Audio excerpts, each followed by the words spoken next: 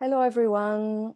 Thanks for joining us for this Filmmakers Chat, part of the 20th edition of the New York Asian Film Festival, which is running from August 6th to the 22nd and presented by the New York Asian Film Foundation and Film at Lincoln Center. I'm Claire Marty, one of the programmers and associate director of the festival. And we are very happy to return to the cinemas this year and play films in person again. And one of the films we are discussing today here is Tiong Bahru Social Club, which is part of the Uncaged competition. And we'll play at the Walter Reed Theatre at the Film at Lincoln Center on Saturday, August 7th. So we're very happy to have with us director Tan Bitiam chatting with me today from Singapore. So welcome, Bitiam, and congratulations for such a brilliant film. Thank you, Claire. I'm good. And hello, New York Asian Film Festival, a festival that I've admired for a long time. And I'm really happy that Tiong Bahru Social Club is presented at the festival. Right. So this is, yeah, we absolutely loved your film. We're so proud to, happy to play it. So I understand this is your debut as a solo director, but you're not a debutant as such. So you're also a producer. You produced the movie Demons by Daniel Hui, which played at many festivals. You also co-directed a film called Fundamentally Happy. So you're a writer, you're editor, you're a film curator for the Singapore International Festival of Arts. And I think it shows in your film, not just the storytelling is original, there's also like complete visual treat and composition, colors. So yeah, well done. Thank you. So I have my very first question. It's the thing that I was the most curious about straight away is the location, which served as the title of the film. So could you explain the background behind Tiong Bahru? Because I mean, for myself, someone who's never been to Singapore, the title was very intriguing. I didn't know what it was, and I discovered through the film. So I understand it's a place, it's a landmark in Singapore, or how did you use Tiong Bahru? Was it the central, as the central location of your story? So I think today a lot of people would think of Tiong Bahru as a very hipster place. In fact, a few years ago when there was even a poll by Vogue that ranked Tiong Bahru as the, I think, top 5 hippiest neighborhoods in the world. Oh, wow. Yeah, so I think people always see it as an island of happiness, where people go to cafes and where, people don't have to worry about a lot of things and they can just relax and have fun with their friends. But the origin of Tiong Bahru is actually quite interesting. So the name Tiong Bahru is actually both, the first word Tiong is actually a Chinese dialect word, which means cemetery. Wow. And Bahru is actually a Malay word, which means new. So it actually means new cemetery. Yeah, so about, I think before it was developed, as a housing neighborhood, it is actually a cemetery of dead people. Oh. Yeah, so which is why when we were thinking about, the film, we were thinking also of a place where both the living and the dead would coexist.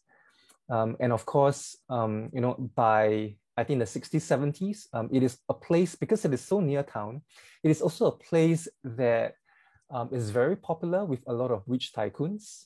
So they will have a second house or third house in Tiong Bahru.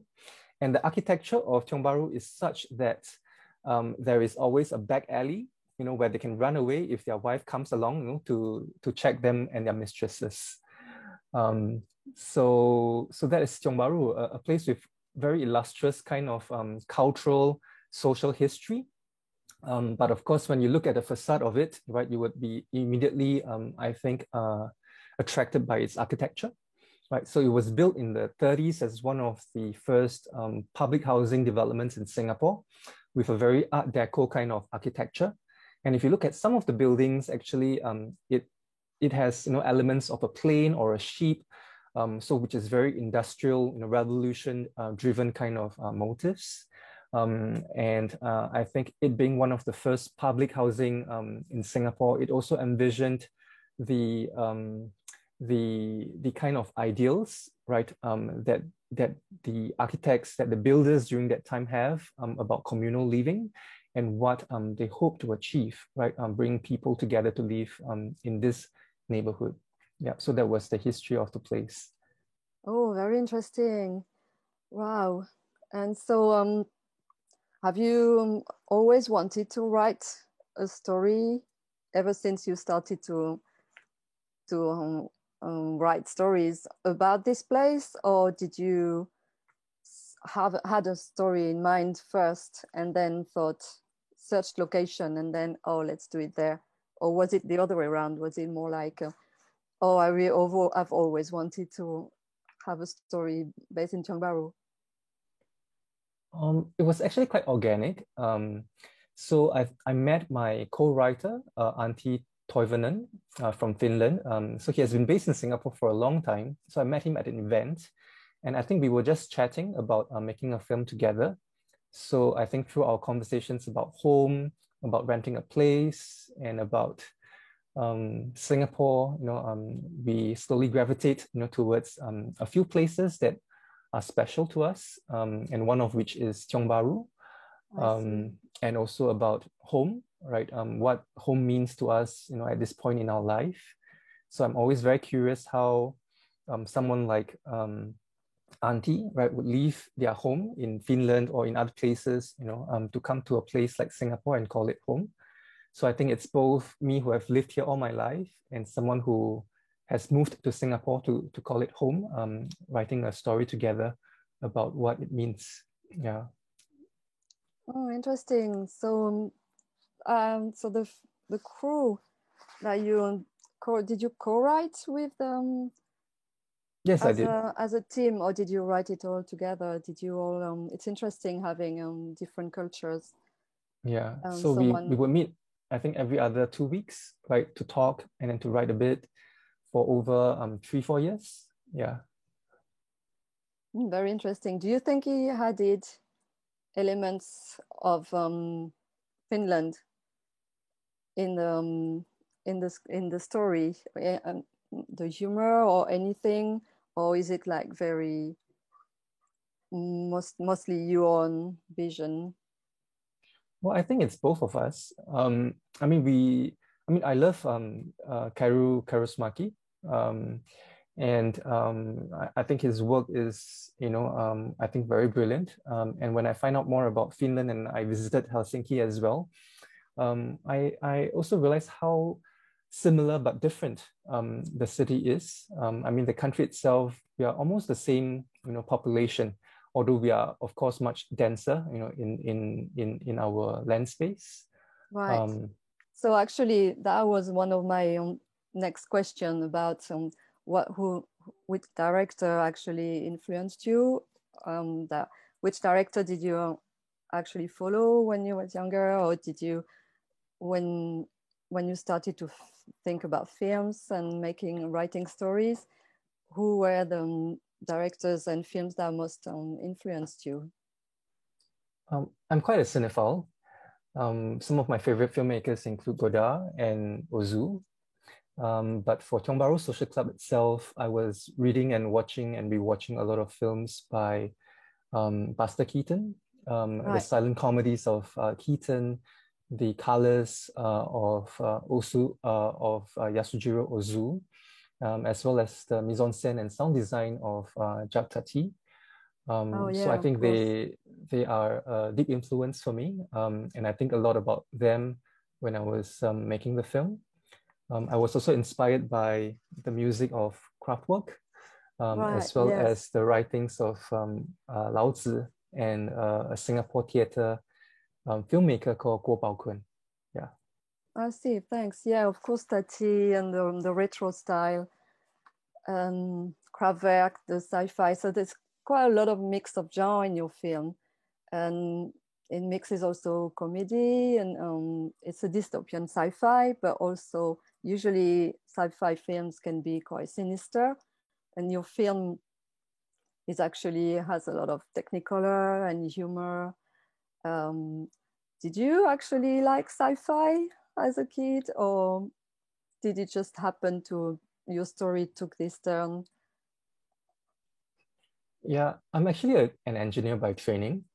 Oh, I So see. yeah, I love technology, and I always feel that every big leap in cinema is always caused by technology. So technology is always a fascination for me. Um, and I feel that for this film, what I really want to explore is, the idea of the past imagining the future. So Right. it is not, a film just about the future, but I think I want to put both the past and the future together. So in a space like Tiong Bahru or Pearl Bank, right? I'm always very interested in the architecture and the origin of like the ideas and the vision of these people who built these spaces for the next 100 years. What were they thinking about, right? The future. Yeah. Right. I see. And also the film deals about quite some serious topics, although it's in a funny and colorful environment. You deal with like the hero Habi, him and his family, and he has like social pressure from his mother and the workplace. You deal also about cult, meditation on a Singaporean society, but it feels still very universal when you watch it. Um, so you balanced quite successfully dark humor. Um, how was the process of writing this? Did you mostly have ideas inspired by some things that you witnessed, something that actually happened to you personally in your life? um, I think the first thing that I shared with my cast and crew, and which I wrote down, is that this is a film for my mother. Right. So my mom, like every other mother, is always nagging me to get married and buy a new flat and move out. So it's very much like I think all the mothers in the world. And so I wanted to make a film for her. Yeah. But I'm also a teacher. So in school, I have to teach this module called um, career guidance. So I'm always Right. talking about, to my students about their future, like what do you have to do to secure a good job, and how do you, be happy, how do you get a sense of satisfaction. So this film is also for my students, I guess. Yeah. Oh, really interesting. And yeah, there's some like topics. There's also a lot of concepts that are quite unique in your film, like the puddle of cuddle, the whale sound of meditation, the Shago Mari game. It's quite funny. Did you have anything? You must have some fun on the set as well. Was there Yeah, something really funny that happened? Or yeah, I think the set is a lot of fun. Also in the pre-production, we had, I mean, what you see on screen is really, like the collective ideas, of both the cast and the crew. So when we rehearsed something, like things, and some actors might just come up with some ideas, and it would just present itself right on film. So I make sure that it is a collaborative process and that everybody right, is able to voice out something. So the cadre workshop, part of it is from like a reader of the script, right, who is translating, I think, some MMA kind of work, and then reading our script and suggesting like a cadre workshop that uses like those kind of moves. But then when it lands on, I think, the actor who has to execute it, which is Hanif, he decided to think of like animals, right, to do so. And that's how it comes with like a turtle, a spider, so on and so forth. And then during the rehearsal as well, we thought we wanted both the elderly and the young, right, agents to have like body contact. So this right. is where we want them to all cuddle together. And then when they start doing the thing, actually, without me asking, right, everything just synchronized itself, and then we decided to call it a puddle of cuddle. Brilliant. Yeah, so a lot of the things comes quite organically, and even Right. like when we were doing pre-production with like the set design and things here and there, I think we make sure that everybody is able to voice out, I think, their ideas, not just I think the head of departments, but anyone. Yeah, it could be an art assistant or somebody. Yeah. Oh, amazing. And how about there's another character that who has a quite leading role is Mrs. Wee's cat. Mm-hmm. So what about the cat? Are you a cat person, or did you want to have the cat among one of the leads? Or is there a real story behind the cat? Yes, actually, the cat is inspired by a real cat in Tiong Bahru, which Oh, is quite right. legendary. Yeah, so the cat is called Bob the Cat. If you search Bob the Cat Tiong Bahru, you'll be able to find his Facebook page and stuff like that. All right. So he's actually quite a magical being. So he would like go from like household to household, right? In the day, and then at night he will return to his own like place, and he's a stray cat, right, in the neighborhood, but very much loved, by the residents. And in 2011, I think, he met with an accident. Yeah, Oh, so he was crossing a road and like a car knocked it down. And within 24 hours, the residents of Tiong Bahru raised about $20,000, right, for his operation. And today he's still well, right, and fighting in the back alleys with other cats, but a really loved cat of the residents. And when I hear about this story, I know that this cat must be in the film, right. because Yeah. for a film about happiness, if everybody can treat, right, one another just as how the residents treated this cat, I think we'll be in a very happy place. Yeah. Yeah, it's an amazing way when something happens and brings all the residents together. And happy ending at least for Bob the cat. Yeah. Thanks. So a lot of the actually small stories comes from our interviews and our talks, with people who have lived there or people who are still living there. So it is a few years of us excavating the stories and putting it in like different segments and different layers. And I really enjoyed the process, of talking to people, and collaborating with them to bring something together. So although my name is Bitiam and the main character is Abhi, I always tell people that this is not autobiography. This is not autobiographical. That's what I really enjoy about filmmaking is really stories about my friends and things around me that I cared for. Yeah. Yeah, interesting. And what about you? You mentioned you interviewed the residents from Tiong Bahru. Did you actually use some real residents in the movie? Are there anyone who actually, some people who actually still live there for real? Yes. Yeah. Some of the extras in the film, they are Oh, residents of Tiong Bahru. Yeah. So they live in the neighborhood. Yeah. So when we were filming, when we know that we're going to be filming on certain days, we also put out like notices to invite people to participate in the film. Yeah. oh, that's interesting. So you mentioned you talked about happiness, which is like the central. The film revolves around the concept of happiness, like society's goal to reach happiness, and seems to me like such something like we constantly try to define or redefine, achieve. Um, how do you feel about it yourself? Do you feel like you've reached happiness, or like are you actually still pursuing it, or you just try not to think too much about it? I think for me, happiness is an illusion. Yeah. I am more at peace, with what I have. Yeah, I'm a pretty Zen person, I would say. Mm. But I think what I found interesting when I was researching about happiness, looking at the different philosophies, the different Mm. philosophers who have been writing about it, is and also reflecting about how it applies to, I think, life today, is that we are always trying different ways to measure how happy we are, and True. even like a few years ago, we have the United Nations now publishing, instead of the GDP, the happiness, report. I think when we start measuring happiness and we know how happy we are compared to other people, it seems that we need to be the happiest, right, for us to be truly happy. So, which is why the tagline, the happiest neighborhood in the world, it is no longer about happiness, but to be the happiest.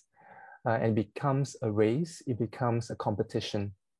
And in every competition, of course, for it to be fair, we always feel that we need to apply a bell curve, right? Because not everybody can or should, right, get an A for a test, right? We always make sure that it has to be a bell curve for it to be fair. So that idea, right, that not everyone can be happy, only some people can be happy at every one point in time, just like how you give out your A's and your B's and your C's, becomes something which interests me. Yeah. Interesting. And are you already thinking, do you have started a new project? I know you're very busy, like you're teaching, and your film is actually Tiong Bahru Social Club was the opening film of the Singapore International Film Festival, and now it's having a long festival life internationally. Are you already working on something else? I didn't study film, so for me to learn film, I help to produce for other people, for filmmakers that I admire and would like to learn from. So I would produce for people, to see how and to learn from them how they make their films. So I'm actually producing for some filmmakers now, and I hope that their films will be completed soon in the next few years. And for myself, I would usually take my time, right, to write and to make. Yeah.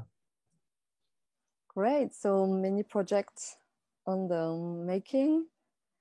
And so we are really happy for the screening. We're going to be in person, very nice.